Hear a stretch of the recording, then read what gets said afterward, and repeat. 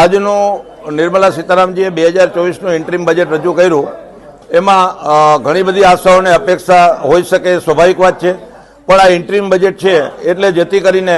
આમ પબ્લિકની જ્યારે અપેક્ષા હતી કે ભાઈ ઇન્કમ ટેક્સના સ્લેબમાં ફેરફાર થાય, જીએસટીની આવક ઓલમોસ્ટ ડબલ થઈ છે તો એ સ્લેબ રેશિયોમાં પણ ઘટાડો અને ફેરફાર કરી શકાય,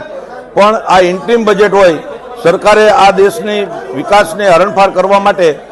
પૂર્ણ બજેટ જ્યારે જુલાઈમાં થશે ત્યારે ચોક્કસપણે આમાં ફેરફાર થશે એવું મને સ્પષ્ટ લાગી રહ્યું છે। સાથોસાથ એમએસએમઈને જ્યારે બૂસ્ટ આપવાની વાત છે ત્યારે સરકારે કરોડો રૂપિયાનો ફિગર ડિક્લેર કર્યો છે, પણ એ કેટલા રૂપિયાનો ફિગર છે એની એમએસએમઈમાં શું ઇફેક્ટ પડશે એ 2-4 દિવસમાં વિવરણ થયા પછી જ ખ્યાલ આવી શકશે। ચેમ્બર ઓફ કોમર્સ દ્વારા કોઈ રજૂઆત કરવામાં આવી હતી? ચેમ્બર ઓફ કોમર્સ દ્વારા ઘણી બધી રજૂઆતો કરવામાં આવી હતી, એમાંથી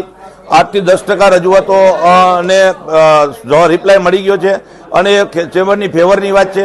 જ્યારે ચેમ્બરને લાગે વળગે છે ત્યારે ઉદ્યોગકારોના પ્રશ્નોને કેન્દ્ર સરકાર સુધી પહોંચાડવાની વાત કરીએ તો જે અત્યારે ઇન્કમ ટેક્સમાં એક વધારાનો ઇસ્યુ 43B નો છે, એમાં રાજકોટ ચેમ્બર ઓફ કોમર્સ સમગ્ર સૌરાષ્ટ્રના ઉદ્યોગકારોને સાથે લઈ અને ફેડરેશનને સાથે લઈ અને એ કેન્દ્ર સરકારમાં રજૂઆત કરશે,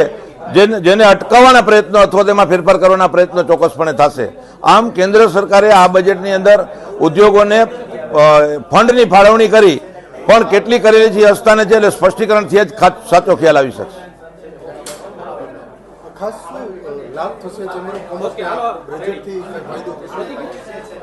ચેમ્બર ઓફ કોમર્સની જ્યારે લાગણી ને માગણી દર વખતે હોય છે ત્યારે કેન્દ્ર સરકાર એને પૂરતું ધ્યાન આપે છે, પણ આ બજેટ ઇન્ટરિમ બજેટ હોય